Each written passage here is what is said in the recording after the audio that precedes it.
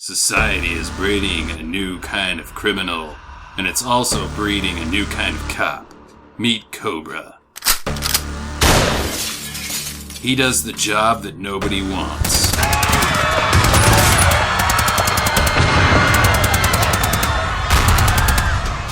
Did you have to use deadly force? I used everything I had. But now, everything he has isn't enough. He needs a partner that's just as tough, and also named Cobra. Black Cobra. And I said, up yours, baby! But even that isn't enough. They both need another partner that's just as tough, and also named Cobra. Cobra Commander. Those Joes have thwarted me for the last time! To stop a rogue group of Yakuza, they must team together and go undercover as students at a local high school. Hey, Cobra. Yeah? No, you, with the stupid hair. No one talks about my hair unless they want me to free them out 357, so they can eat shit and die. So, is your 357 made out of shit? Or does it just shoot bullets that are made out of shit? Stop sniveling like wet toasters! We must fight together so we can take over the world! Starring Sylvester Stallone as Cobra. Hello? Ends with me. And then I'll become the law. You just broke it. Fred Williamson as Black Cobra. Maybe we can come over sometime and we can study chemistry. Maybe I can show you why they call me Black Cobra, but I'll probably just show you why they call you Jailbait. And Cobra Commander as Cobra Commander. You guys are douchebags. What's a douchebag? Is it one of G.I. Joe's secret weapon caches that can exploit? What kind of jive turkey talk are you talking, jive turkey? That moves over the top. Cobra, Cobra, Cobra. Coming soon.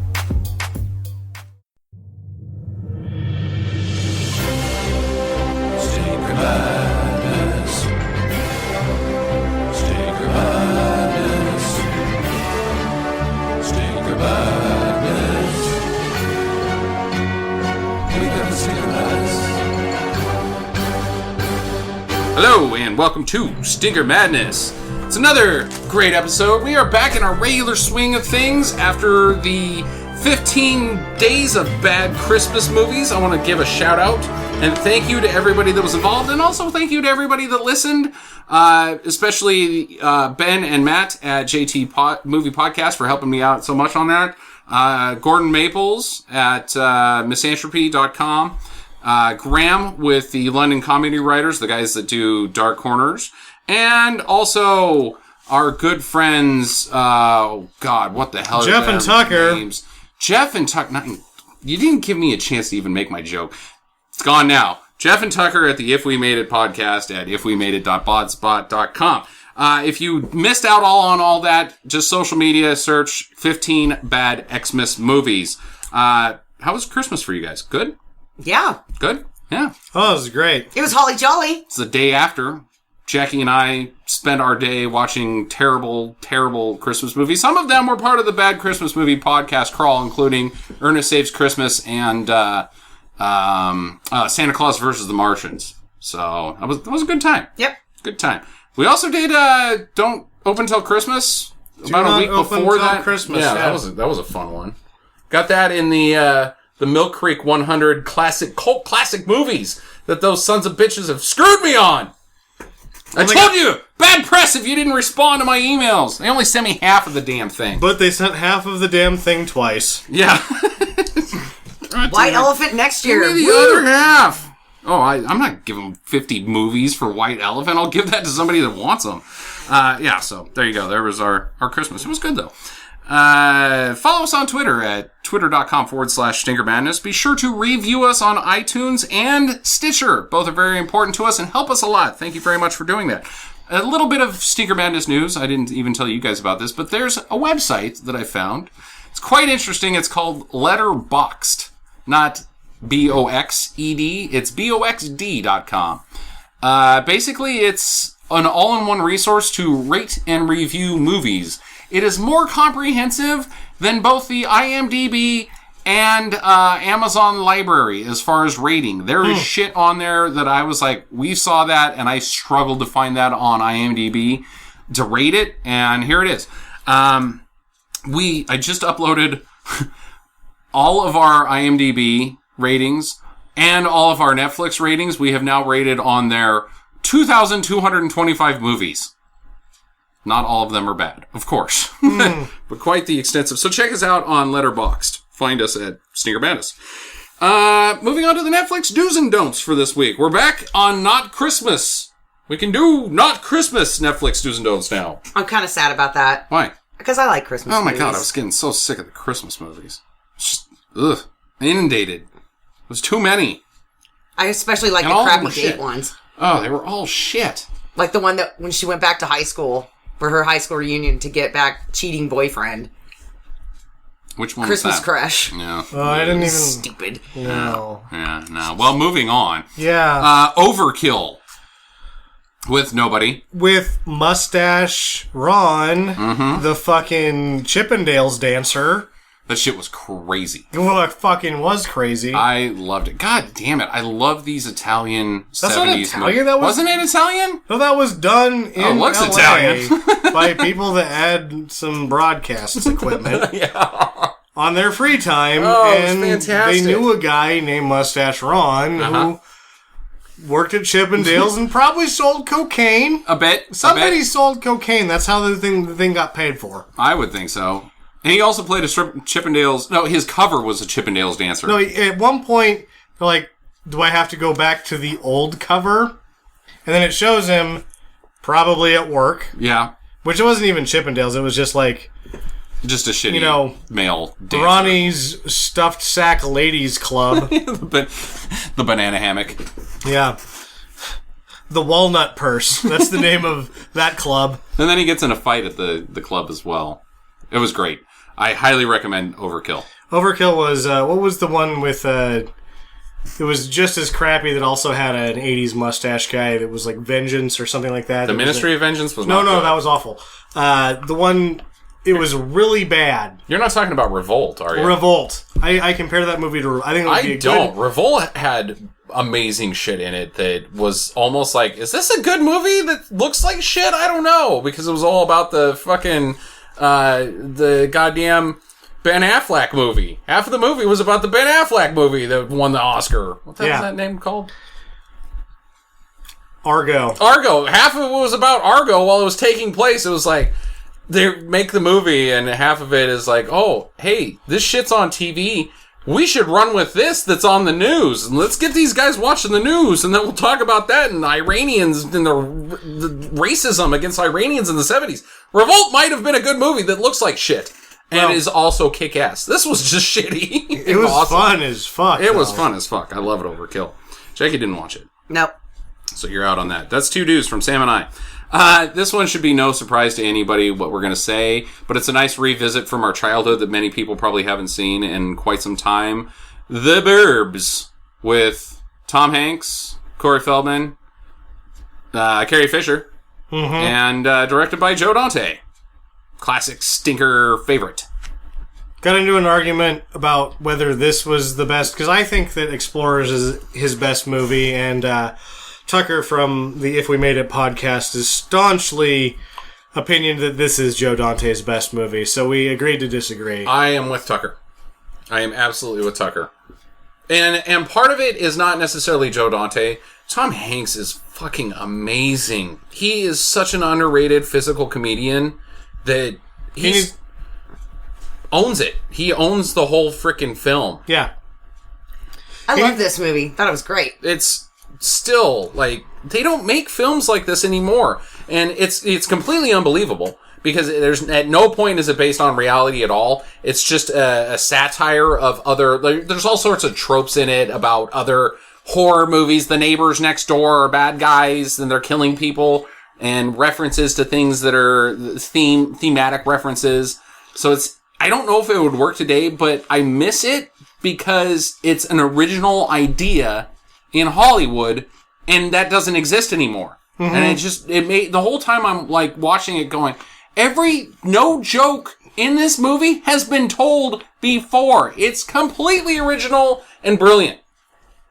Loved it. Yeah, it's a great movie. It is a great movie. Holds water today. It's a good revisit. It's much better than revisiting Raiders or something talking like about that. it on this podcast because it's such a good goddamn Because everybody movie. thinks that, like, you know, oh, I want to revisit a movie from the 80s. Oh, 80s movies, 80 movies. I'm going to go to see Raiders, or I'm going to pull out Back to the Future. And I have really deep respect for the Back to the Future movies. Not so much for the Raiders movies, but other than, like, childhood warm and fuzzies, The Burbs is just a good goddamn movie. It is a really good movie. And I don't think people talk about it enough. And now you've made me go on a side note, which I like to do. Tom Hanks needs to be in more comedies Yes, again. he does. And the reason why is that he can be the funny man and the straight man at the same time. And that's the, like, his shtick isn't really a shtick. His shtick is being super talented as an actor and a comedian. Yeah. And we haven't had any of that. Like, because he's such a good actor that we're like, oh, Tom Hanks is so amazing. He is. But because of that, we're being deprived of some of the greatest comedy, possibly, that could have ever been. And he needs to get back in there. He is so physical in that movie, and just everything that he does. Everybody talks about how people's faces are animated and stuff. No, that guy can be animated as a straight man. You're absolutely right. He is a straight man, but he's silly at the same time. He can be physically funnier than Jim Carrey ever thought about it, and at the same time, because of the 2 Academy Awards, he's up there with anyone in terms of just raw acting ability. Yeah, I miss funny Tom Hanks. I miss funny Tom Hanks too. Come back, funny Tom Hanks. I miss Joe Dante. I miss Joe Dante. He hasn't done hardly that one thing on the Netflix or the splatter that YouTube we keep talking about. Every time we awful. bring up Joe Dante, oh god, the splatter was terrible. Except for Jackie, who thinks it was awesome. The Killing Season with Robert De Niro and John Travolta. Oof. I made it through about half. I thought it was You craptastic. didn't finish it off. No. You made the right choice. Because it looked real promising for that Did first it? half. Did it? Not really. It was shit. It was awful. It was shit. John Travolta is terrible. Trying to be like a Russian? Yeah, his terrible Bosnian accent. Soviet. And It was like you were watching Travolta. You were watching their real life relationship in filmmaking happening on screen because Travolta's doing what he can, but he's terrible at this Bosnian. And then De Niro's just looking at him like, wow, you're terrible at this. I'm going to mail it in. And that's what you got out of this movie is 2 people that don't particularly like each other very much. Just one of them trying because he's like, oh, I'm with Bobby De Niro. Right. I finally made it. And De Niro's tip-top. like, you didn't make shit. I've been out of the game for years. I've been doing shitty movies for 10 years now, and I mail it in and I still get my $10 million paycheck. And at the same time, neither character can you possibly stand. You can't get behind either character. You just can't wait for both of them to stab each other in the face, which takes 2 hours for them to stab each other in the face. They don't. No, they don't, but the resolution is what I'm getting at. But you just want them to die, and they don't. It's not good. It's 2 characters played by 2 guys that you don't like, and neither of them give the payoff that you want, where they just end up shooting each other with rockets, and that doesn't happen. It's like going to the beach to see a shark attack and nothing happens. It's like going to the beach to see a shark attack and instead seeing 2 people from Jersey getting in a fist fight. And then it's actually not even a fist fight, it's a slap fight. And then the cops show up and break them up. And then they just go and sit on blankets across the beach and life goes on. So, it's like, that's the most disappointing thing I've ever seen in my life. I'll stay in Jersey. It's like you go to Jersey to meet an underage girl and probably get her pregnant on the beach of the Jersey Shore. Sit on some glass. Instead, right. You get stung by a horseshoe crab. The only person that sees your wiener is yourself while you're peeing on your foot to make the stinging stop, which apparently does not actually work. If you get stung by a horseshoe crab, you will require medical attention. Yeah, you pee on your foot and go, this doesn't work. I have accomplished nothing by this. Yeah. There's no resolution. Don't go to Jersey. Yeah, don't go to Jersey or The Killing Season. Legendary with Dolph Lundgren and Scott Adkins. boy, was I hoping for finally a good karate movie, and this didn't have any fucking karate in it. Scott Adkins and a bear and a monster and Dolph Lundgren, and They're just kind of walking around, there's a lot of walking hitting each around. other in the face with their wieners. And, like, slinging shitty insults that aren't like, you suck. No, you suck. Okay. You win this round, Yeah, you Scott. win this round. What? This sucks. Yeah, no. It was two renowned martial artists in what should have been a martial arts film, and it wasn't, and no one cares. Do we even want to bring up the monster? No, it's That too monster was stupid. The monster was so dumb. It was so stupid. And there wasn't even any banging. It was like promise of banging all over. There was no banging. There was no karate. The monsters were stupid. They were... I just gotta say it. I'm sorry. They were the lizards, giant lizards that you own when you're 5 years old. Like, I caught a lizard and I stuck it in a fish tank and look at it. And then it, like, that's what it was. It was a cute little lizard that was 10 feet long. What was the MST3K episode? Monster from Gila Flats? Yeah. This is essentially the contemporary equivalent. Yeah, the CGI But a little equivalent. bit cuter than that monster. Yeah, CGI equivalent. Well, they're geckos. Yeah, they were big geckos. Or something like, or chameleons, I think.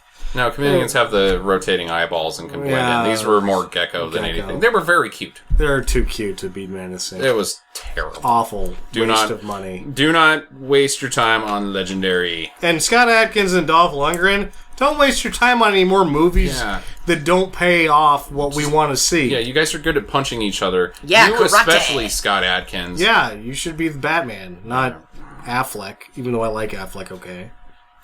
Affleck! Who's Jackie, running for president, or who has been nominated to run for president. Jackie, what do you got for your rant this week? So my rant this week is Hollywood trickery. Uh-huh. And why does this piss me off so badly? Well, maybe you should define what Hollywood trickery is first. What are you talking about? Yeah, Hollywood trickery. You go to a movie, you pay your hard-earned money, or you rent one, right? Either way, you're giving them a or you download it for free, whatever. Or you rent one without, like, it's not your hard-earned money. You stole that from a bum. Mm-hmm. Yeah, you stole it from a bum. Either way, you put in some effort to see this piece of shit. Right. And you're all kinds of pumped of the promise of what this movie's going to have, right? And then nothing. And you just sit there like, God, I'm getting like visually anal raped here, and I can't even do anything about it because I paid money to see this. What do you mean that you go and see nothing? Okay, so let me give you an example here. Okay, all right. Godzilla. You would think Godzilla. Godzilla 2014. Yeah. Okay. Yeah. Would be about Godzilla. Perhaps. And you would get all of these shots of Godzilla kicking ass and being a badass dinosaur sea monster thing. Radioactive. Whatever lizard. he is. Whatever the hell that Godzilla is. Instead, we get a story about some guy who's trying to get back to his family and his dad who is obsessed because his wife got killed in a nuclear accident. And we see Elizabeth Olsen trying to be a housewife when we know she is in fact a dirty tramp. We see her more than we see Godzilla by 4 times over. Oh, absolutely. Yeah, so I'm pissed because that is Hollywood trickery. I went to see Godzilla. I had to watch a stupid-ass story about these people. So, are you saying that the trickery happens during the trailer or just the title? Like, who's tricking you here? Or is this just part of Hollywood's trickery? Are there other tricks that Hollywood has, Jackie? I think it's a little bit of what Justin's saying there. You watch a trailer, you're thinking, okay, sweet-ass Godzilla movie.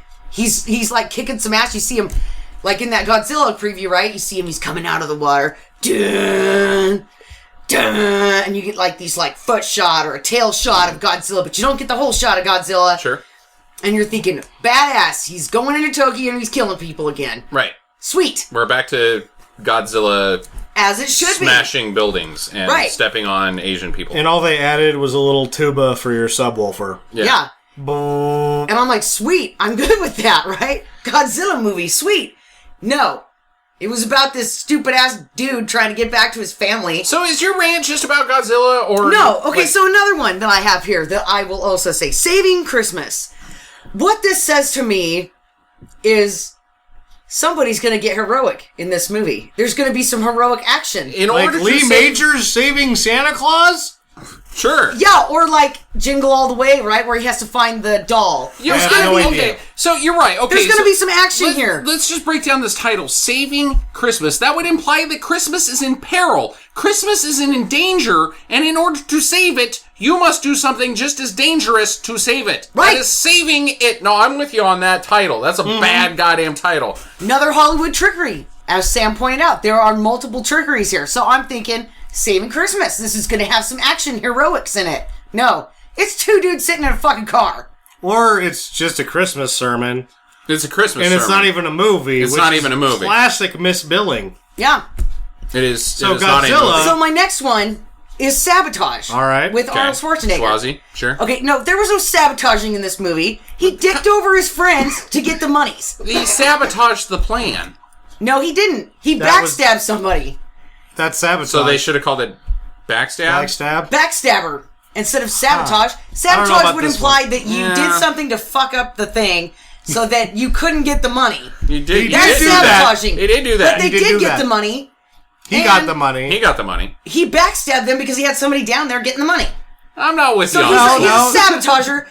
He's not a sabotager. He's a backstabber. No, it's well, backstabbing is one of many ways that you can pull classic sabotage. Yeah. Well, I'm going to sabotage this friendship by stabbing you in the back. I just consider that backstabbing, not sabotage. Well, I agree. Sabotage is like, I'm going to make you this dress, but I'm not going to sew the armpits in very well so that it falls right off of you when you're halfway through the prom queen dance. Or the That's butt. sabotage. The butt comes out as better. Right? Because then they find out that you're wearing those pantyhose that are weird looking that have the extra padding or whatever. Yeah. Like, why does it have all that seam? Oh, that's weird looking. Yeah. That's not a human butt. You look like an android in some of those pantyhose. At least I do when I put them on. Where'd the Canadian come from? You look like an android in some of those pantyhose. Just say I used to be a cross-dressing man in Toronto. So that's my rant, is that I'm tired of being tricked when I go to the movies and, I'm basing it off the title or I've seen a preview for it and I'm thinking, yeah, this is going to happen. And then I sit there and I'm like, God damn it. If I didn't have popcorn, I would leave. You know the problem is you're wrong. You're not wrong. No, the first but two you're I am wrong. right there with you. One, let's not make movies where we get an audience in to see Godzilla and then we give them everything that's not Godzilla. And two, let's not just misbill a movie to get people in and then when they get there, like, this is not what I came to see. Which I guess is the same way in both circumstances. See, that's you're pissed off at the misbiller. You need to be pissed off at the people that make the film because they should not make shitty films in the first place. You're a studio, and you got to advertise it. The director and the actors, and the producers, they're not in charge of the trailers and that you see. It's men in suits that are in charge of that shit. So. What are they left with when they see this turd that's Godzilla? They're like, this isn't about Godzilla. This is shit. We still have to name it Godzilla because Godzilla's in it. If we name it fucking Guy, nobody's going to go see it. Bryan Cranston's son, story, nobody's going to go see that. So they have to name it Godzilla. And then when they're making the preview, they're like, well, we have to show some Godzilla. Like, we got to bill it like he's going to fuck shit up. Otherwise, nobody's going to see it. Yeah, exactly. But then you go to the theater and none of that happens. Blame the people that are making shitty movies. Yeah. Hey, I'm not going to say too much about shitty movies, though, because some shitty movies I appreciate. Hercules. We can't be I thought out that was of... great. We'll be out of a job if they quit making Yeah. Yeah. a job that doesn't pay. Well, make them... Well, you're right in the sense that the producer, Shittier. the original producer, the big guy was like, I'm giving you Godzilla and I'm giving you Bryan Cranston. And then his underlings came back to him with this product and he said, I gave you two things and you didn't use them. Yeah. Well, we couldn't afford Bryan Cranston. So we had him for a day, and then we decided to make it about his son. We spent all of it on special effects sequences that involved things that the viewer didn't want to see. Right. Oh! So we built that Godzilla model so that you could also spend special effects money on building a model of a rail system disaster. Yeah. Rather than just giving Bryan Cranston and fucking Godzilla. That does not have Godzilla in that. Yeah. No. I'm just saying. No, I'm with you. Yeah. I hate shitty previews. I hate them. Hate them so bad. I have, over the years, honed my skills how to spot a shitty preview. I usually avoid paying money, other than for the sake of this podcast, to go see a movie that looks awesome based on the preview, for instance, Jurassic World, no interest. None interest, because the preview, I can spot things. There's no plot in the preview at all. There's no sense of story. It's just shots of, sweeping shots of fucking dinosaurs, and then they got a SeaWorld and the shark dinosaur, or fucking Platysaur, or whatever those swimming guys eats a shark. That's not fucking story. That's just effects. This shit. So, hone your skills, young Padawan, and you will learn the ways of the Stinker. Jedi. Ninja. Well, thank you for taking over my rant. I will always take over your rant. You could make a rant about that, and I will still take over that rant. So, in case you guys haven't already guessed, the movie for this week is Cobra. Cobra? 1986. The first time we've mentioned it, huh? Yeah, it is, actually. Other than Cobra. With one Frank Stallone. And Cobra Commander. And Fred Williamson. No, I was talking about Cobra. Oh. No, that's the other one. G.I. Joe! What's his name? The Great Frank American Stallone? No, the other one. Fred Williamson? No, the other one. The other Stallone. Frank Stallone. Chris Stallone? Chris Stallone No, it's is Frank that? Stallone. No, I'm talking about Frank Stallone. What's the other one's name? Mom? Chris Isaac. Chris Isaac? He's not a Stallone. Also kick-ass. I don't guy think can that throw a Chris fuck- Isaac is kick-ass so much as He'd he throw is... a fucking punch, dude. He's lay-ass. Yeah. He beds women down. What's that other Stallone's name? There's Frank, and then there's... Is that Jacqueline or something Jesus like that? Christ. Mom's God name? damn it. Oh, the listeners get my joke. Sam, tell us about Cobra. The director, George P. Cosmatos. Yeah, my favorite. Previous film was Rambo 2. Later he would go on I to like do Rambo 2. Leviathan. Among some other stinkers that we should probably Yeah, I like check Leviathan out. too.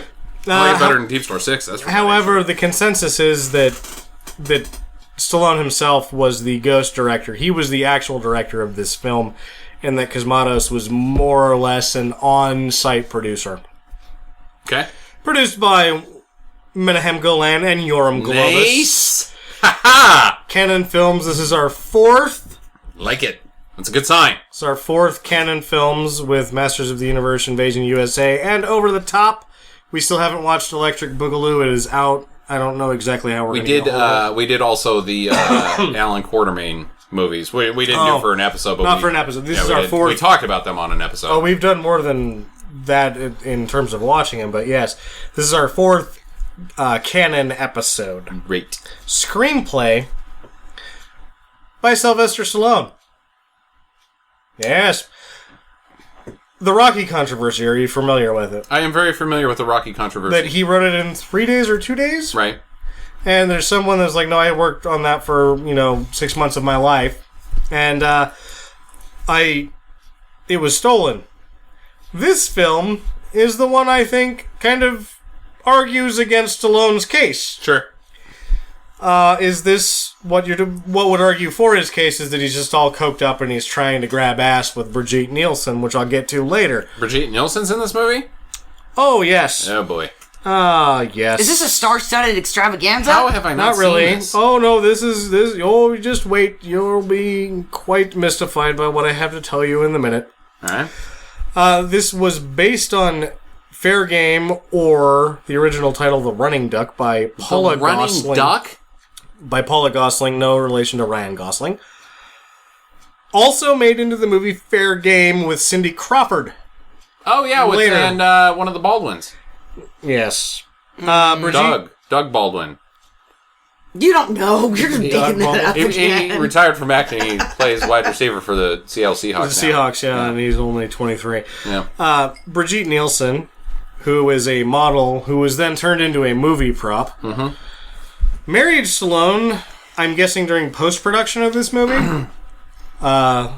It was just by the dates. It was either the end of shooting or probably when they went into post-production. Oh, have the mighty fallen. You know that she dated and had sex with Flavor Flav? Flavor Flav? She's been married 5 times. Yuck.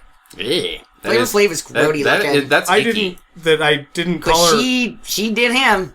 You guys didn't even laugh when I called her a movie prop and not an actress. No, I caught it. I think it's funny. Not funny, haha. Mm-hmm. All right, anyway. She had appeared previously in Rocky IV which was her second film after Red Sonja. She was Drago's gal. Which is a very good sign, Red Sonja being a very good sign, because Schwoz was laying every pipe in town back in those days. Ew. Eskimo Bros? Eskimo Brothers. Brian Thompson is Night Slasher, the villain. Okay. That's a pretty shitty bad guy You'll name. remember him from his deep cheek lines. He's the alien bounty hunter in X-Files. He's been in all sorts of everything. Oh, yeah, the big dude. Big, really square jaw. Yes, like, what's really up with that guy's dude. head? He's almost good looking, but freakishly square. Yeah.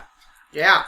Writer and producer of The Extendables, which is apparently probably some bad blood between him and the Stallone here. We'll get into it. Now we're going to talk about Sylvester Stallone, or as during this section, we will call him Captain Douchey. Stallone originally was cast as the lead in Beverly Hills Cop. He completely rewrote the script, and the producers said it was impossible to film with the amount of money that was on Earth, what he had written. He then came up with this script after he left Beverly Hills Cop. Yeah. The level of influence on Gosling's The Running Duck novel is debatable, but there was some things gleaned from it. She was given a screen credit. Stallone, speaking of Captain Douchey, probably, I'm assuming, before this film had screened, would later offer Gosling to have him as the author of her novel so that it would sell more and he could make some money off of it. Jesus. She declined. Ooh. Yep. Captain Douchey. Yeah, that's shitty. Stallone is the ghost director. Complained to cinematographer Wick Wade. Wait, what's a ghost director? He's directing the film. It's like a ghost writer. Like when you... Well, a ghost writer, yeah. You're ghosting. You're doing a job and not getting credit for it. Yeah, somebody else is apparently... So you're just being a bossy asshole. No, George P. Cosmatos is basically as Rick Waite had reported, the guy that I'm about to talk to, is that Cosmatos is more of an on-site producer, and the film is being directed by Stallone. Stallone complains to cinematographer Rick Waite, who I was just talking about, that the filming is taking too long and the crew needed to work harder to get the film done on time. Waite responded that the delays were due to his screwing around with Nielsen and showing off his muscles to his bodyguards. Stallone was very surprised that anyone would have the audacity to talk to him like that. I bet. So what he did is he cleaned up his act for about 2 weeks. Good job. Yep. Real turnaround. Ironically, Nielsen would later leave him and their marriage for Beverly Hills Cop 2. That's right. Yeah. She divorced him and then did Beverly Hills Cop 2 afterwards. Yeah. Mm-hmm. Thompson, who was really trying to get into a good acting career and has done some great things later, repeatedly... Namely, The X-Files. Yeah. He's been on a lot of stuff. I don't remember him from anything other than The X-Files. Anyway, he had repeatedly sought Stallone's advice about how to play Night Slasher, including questions about his background or his personal motivations. Stallone showed no interest in the subject and told Thompson the character was evil and to just do it. Nobody got time for that shit. In an unfortunate surprise for Thompson, after filming was completed, director Cosmatos inexplicably told him, "You could have been good if you would have listened to me." I'm guessing that Thompson's response would have been, "Who are you? Yeah. You weren't even around. I was trying." Boy, this sounds like a catastrophe. Oh, it just gets worse. For Night Slasher's monologue in the lead-up to the final fight, Brian Thompson did the scene with the script girl standing in for Stallone, who was too busy watching a basketball game on TV. And this movie. Yeah. Body count is 52. The cars belong to Stallone. The cars? There's a couple of cars. The sweet cars, they're Stallone's. Yeah. Huh? 84 minutes were cut from the original version of this film, leaving it at 87 minutes. Half of the movie? Jesus. Oh my god. Sorry. Two of the reasons were to relieve the X rating for graphic violence that it had been threatened with, and the executives had thought that more screenings would make it compete with the already hit Top Gun, which was 110 minutes. So if they could just have it on screen more often, they'd be able to make more money than Top Gun. That is the dumbest logic I've ever heard in my life. Extensive plot holes resulted. I bet! Yeah. This is considered a huge flop by Warner Brothers. It made $160 million against $25 million budget and had a $12 million opening, which was the largest opening in the history of Warner Brothers to that point in time. Wow. They just didn't like it, apparently. Yeah, apparently not. Huh. And I don't know exactly how that works in with them distributing it. Is that that's just Warner being fussy with Golan and Globus. Yeah. So. Well, unfortunately, the film is not on Netflix. It's not on Amazon Prime, I don't think, for free. I do believe you can get it via iTunes or Google Play. Unfortunately, we're out of time, so the improv is going to have to be saved for another day. I do want to say, next week... Oh, wait, I'm not supposed to make sound effects, guys. Suck. Girls can't make sound effects. The Smab Fuzz, the Stinker Madness, or Achievement in Bad Filmmaking Awards. The Stinker Madness Achievements in Bad Filmmaking Awards. We will be releasing the nominees next week. So stay tuned for that, and then we'll be posting them on our website as well. And these are just for 2014. 2014 movies. The best and the worst of the bad movies. For instance, our categories are going to be Best Bad Movie, Best Bad Actor, Best Bad Actress, Worst Bad Movie, and the Mystery Science Theater Riffable Award. So stay tuned for that coming next week. In the meantime, get to the chopper! See you next week.